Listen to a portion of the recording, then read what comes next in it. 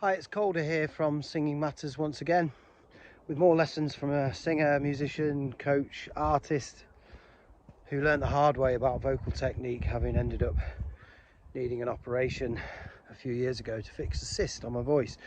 Now I want to talk about some other subjects on this channel, as I keep promising to do so, and I thought I'd go for a little walk and do some sort of chat about being a musician in your 40s.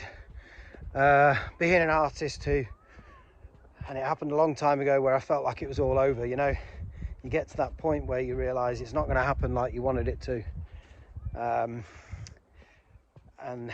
99% of the people who take on the music industry end up in the same way. Some of us do it for a living, some of us do it as a hobby or as a side job, some of us just do it as a hobby completely on this, you know, nothing, no monetary value whatsoever. I've managed to make a living out of music my whole life and provide for my kids with music, and it's definitely not the way I would have wanted to do it, but I have done that, and you should be pretty proud of yourself if you've managed to do that. Anyone who's making a living through music somehow is doing a great thing, and it's not for the faint of heart, and it's not the easiest path to take in life. Squeeze through this gap. But I've lost all my confidence. I've lost all my confidence, really. I'm better vocally than I ever was, technically. Much more capable of doing my performances without any trouble. Spent years struggling with the voice. Coming out of gigs feeling horrendous.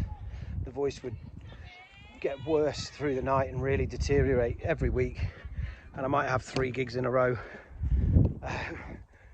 And I'd struggle through, and it wasn't very pretty, it wasn't good. And by the time I needed an operation, I think a lot of the technique had kind of sunk in and made sense to me, but I was gigging too much.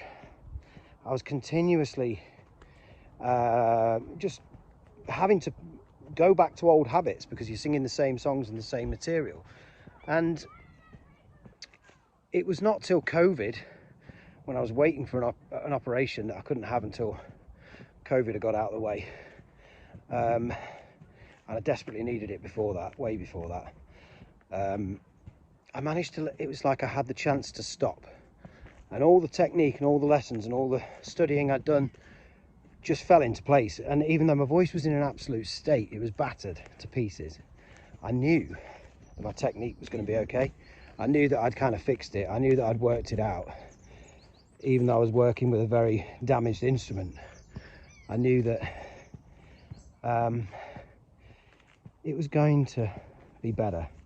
And as long as the operation went okay and it healed okay, I was going to be in a much better place. And that turned out to be the case. My higher range was just immeasurably better after the operation. And I went back to singing too quickly. I think I put it through too much in the early stages. But I'm much more capable as a vocalist than I ever was, and all the technique just fell into place, which was great. But subsequently, over that period and over the last few years, I've kind of really hit rock bottom, and find myself struggling as an artist and struggling as a musician to have any kind of confidence in myself, and to sort of see the wins, and not only see all of the things I lack, all the things I can't do, all the things that I struggle with or I'm not good at, such as playing the guitar. Many people who know me will have heard me say I'm not a guitarist. I'm not. I'll never be a guitarist. Like a guitarist, someone who plays the guitar properly, who learns the instrument technically and theoretically, and can use all sorts of different styles and express all sorts of different things. I'm not a guitarist. I'm just a rhythm player who holds the guitar to make songs or to fill a function as a solo performer or a member of a band, and that's fine. I'm happy with that. I don't expect myself to be anything more than that on the guitar, but my mindset is very, very, very negative when it comes to that. I'm going to stop a second here because I'm getting a bit out of breath and I'll be walking for miles. We've got some beautiful scenery out here across the fields, and you do get to a lovely country park over there with deer, etc. Bradgate Park. But back to what I was saying, I think for all musicians, as you get a bit older and you realise it's not going to happen you may be running out of time, the career isn't going to be what it was going to be, it can be absolutely soul destroying. And that's an easy phrase to use. I think we can grieve the loss of something like a dream career or a dream lifestyle as much as the mourning of a loss of a person. I've heard, you know, grieving the life you didn't achieve is quite a big deal, and I think I've experienced that. It's no secret that being a parent was a little bit at odds with how I wanted to progress as a musician, but I chose my kids over anything else. I managed to make a career in music at the same time, which I have to realise is a pretty big achievement for someone who is full of self-sabotage and full of just a lot of ambition but not a lot of discipline. And I don't make things easy for myself like some people seem to. Lots of people I see, or a few more, should I say, a few people make getting into the music industry just look easy. Some people just make these things look easy. They just do it, and they kind of follow the right path and they follow the right tactics and they make it happen. And yeah, I've never been able to be like that. On the other hand, I guess I did have enough to carry me this far, and get this far. Now, what am I talking about? What use is this to anyone on YouTube?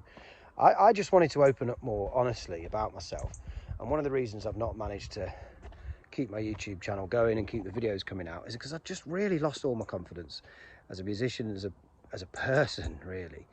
Gone through a major breakup and change of circumstances, ended up living on my own, and the isolation that brought was something I'd never experienced before. I didn't have a brilliant relationship with my family for a period of time, and my head was probably causing more of that than anything else, I realise. But how to work from a place where you feel so isolated from the world and make art and express yourself and go and put it out there, the two things just weren't matching up. I was just giving up on myself. I've sort of finally really realised I've got this insignificant life of just struggling to put food on the table for my kids for the rest of my existence. And I just started writing myself off. I started writing off, even though I was making this YouTube channel get started and it was doing well. I was getting some amazing responses from people who really appreciated the way I was explaining things, and I've had a lot of students from my YouTube channel. It was a great start. I just didn't maintain it very well, didn't keep it up, because I started to write myself off with imposter syndrome and all those things. And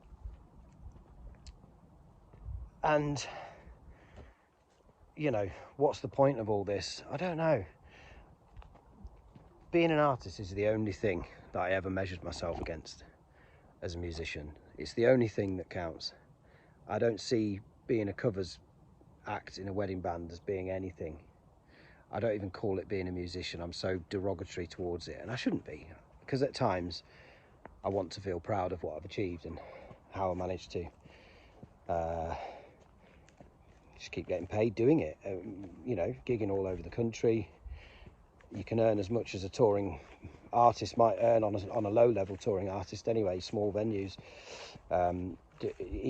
Easily per gig you're earning more than people who are out there seemingly quite successful. Of course they have other revenue streams and stuff as well, but you know, it's not to be sniffed at what you can earn performing for a night in a wedding band or as a wedding singer. But I take it with such a pinch of salt, and I'm really negative about it in the sense that I'm an artist, and integrity as a character trait is really important to me. And singing stuff that I don't care about, it just doesn't fulfill me, you know. And I have to downgrade it. I won't allow myself to see it as being a successful thing or something to be proud of. I struggle to. I am proud of it. As I said at the start, making a living out of music is no mean feat. But the art is suffering, and I realise that actually reaching out to people on the internet is communication. I needn't feel so isolated if I can communicate with bunch of singers on the line and help them out and share things from my experience that are useful to people. I think if there's any teaching in what I'm saying today, is there? I don't know. It's watch out for it coming. Think about your life choices. Make it happen early. Make it happen. Do the work. Do the work now that you know you want to do, because life gets more serious and the responsibilities come along, and it's hard work to keep it all going. And if you are someone who is similar to me, where life is getting in the way, but your truest self is an artist, then we've got to make it count, haven't we? And we've got to put the time into it. We've got to actually value ourselves enough to keep expressing ourselves through music. The idea of selling 1 million records doesn't even exist anymore. No one sells records. Okay, vinyl sales are going up, cool. Physical music is not a thing. The music industry isn't what it used to be, and those of us at this sort of age who grew up in a different era, we're kind of hanging on to old ideals a little bit sometimes, maybe. But I just couldn't keep this channel going very well, because I wasn't valuing anything I was doing as a musician enough to feel like I was worthy of teaching. And also, maybe I'd started to buy into the idea that people who can't teach instead, so you can't do the actual thing, so you teach it instead. And I don't know, I've really struggled with the reality of being just a teacher, just a coach, just a lecturer in a college, and not caring for any of the actual music that I was doing. So therefore you just don't end up feeling very good about yourself. And the only way to feel better is to write songs and get the value of that in front of an audience, or to share the music with people. But I love teaching. I do love sharing information. I've always been someone who wants to share everything I know. Some people, I said that to them and they immediately said, yeah, you like to talk a lot, which I never forgot that comment. It's no secret. I mean, Jesus Christ, I'm not going to take it too much to heart, but I like sharing information, and yes, I can talk a lot. But I do like to share what I know and help people with anything that I've come further along the path with. You just want to share it. I like teaching, I like coaching, I like helping my students, and I enjoy doing it. It's great. It's a huge struggle sorting out the voice and the technique, and some of my students are learning that now. It's a long path. But really, the way to kind of feel better about myself out there, and to do better on this channel and do better by my students, is to actually be putting music out there and expressing myself and testing myself and working hard on it. And I just stopped doing it. I was turning up to my gigs and I was doing the bare minimum. My lifestyle choices weren't necessarily helping my voice sound great, smoking, the good stuff and all that. But I was pretty depressed for a while last year and this year. And it's hard to improve these things. It's hard. The more isolated you are, it does funny things to your brain. There's science behind this. I saw a TED talk recently about it. Isolation's we start to shut down. There's a reason they use solitary confinement for prisoners and as a form of torture. I mean, I'm not confined like that. I have a lot more to do with people than that, but I think for me personally, it almost feels incredibly damaging to be isolated. And I have to realise that talking to people on the internet is a way of not feeling like that, and sharing what I know to help others is a way of not feeling like that. So I'm going to carry on. And a lot of this, again, was off the top of my head. Is it of any use to people? I don't know, but maybe you know me a little bit better from hearing this. Little bit of a discussion, and I'm going to develop some other topics similar to this. Sorry about the camera angle, probably up my nose half the time and not very easy to watch, but I'm going to share more around songwriting, around trying to still feel like an artist, even though there's no hope of really doing anything major in the world just how to deal with that. There's a lot of people who we feel just as much of a songwriter or an artist as anyone else massively famous. I can hear a quote by someone like David Bowie, Bruce Springsteen, huge artist from the old industry and the old days when we had rock stars still, and I will totally align with what they're saying. I'll completely understand what they're saying. I'll expand on it. I'll agree with it. I'll talk about why I love that quote or why it makes sense to me, because I feel just as much of an artist and songwriter as they do, because they talk the same language. They talk the same language in how much it matters to you and what the whole process is about. But we're no one. So your friends and family, they won't let you speak like David Bowie, for instance. You know, they're not going to have it. They're going to be, who the fuck do you think you are, you sad bastard, you know? And yeah, they're right, but they're wrong, so wrong as well. And you know that, because if you feel like a songwriter and a musician and an artist, you know that that's how it is. You know what the process of writing is all about. You know how important it is to you and how important it is to your well-being. And for some reason, it's the only way, for me, I've always said it, it's the only way that I feel like anything at all in the world. And I need to break out of letting my home life and situation and environment drag me into bad habits where I sabotage myself, and instead do the hard work of being a bit more positive as a human and as a musician, and try to find some value in what I do. I've done a couple of gigs this summer as an original artist, and I've got another one coming up on the 20th of August in Leicester, and it certainly got me going. I've written some new material. I'm trying to write a few more mid-tempo, mid-emotion type songs, because I feel that's missing. I'm either angry and epic or angry and anthemic. Just need some easy-going middle tempo, mid-feeling kind of songs that just have a nice vibe and a little bit more upbeat maybe, but easy-going. So that's on my mind at the moment. Right, I'm going to call this video here because I've been talking for nearly 18 minutes. I'm going to do more like this. Tell me how bad the camera angles are and stuff. I don't know. There's a dilapidated old tractor there. But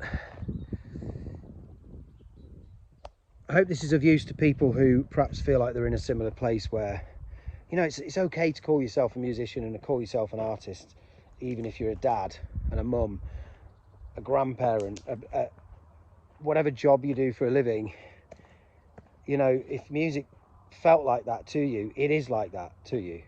So let it be, and embrace it, and dig into it more, and find what it was that you were looking for in the music all those years ago when it maybe felt a bit more positive and optimistic for you. I'm just sharing everything off the top of my head, but I feel like there has to be some sort of message as well. Right, all the best to my singing students out there. I've done some really hard work with people recently. Shout out to Adrian, if you get this far in the video, Adrian, who's just come through one hell of a stumbling block. And I feel like he's taken 15,000 steps backwards for a couple of months that are now beginning to move forward in big strides again. So well done to you. It's the first time I've addressed someone quite so directly on a video, but 19 minutes in, well done for anyone who's taken it this far. I'll see you on the channel soon. I'm available for lessons. Just book in online. It's very easy, singingmatters.co.uk, and I'd love to help you improve your voice, improve your songs, and do whatever it is you want to do with your music. I'll see you on the next video. Thank you.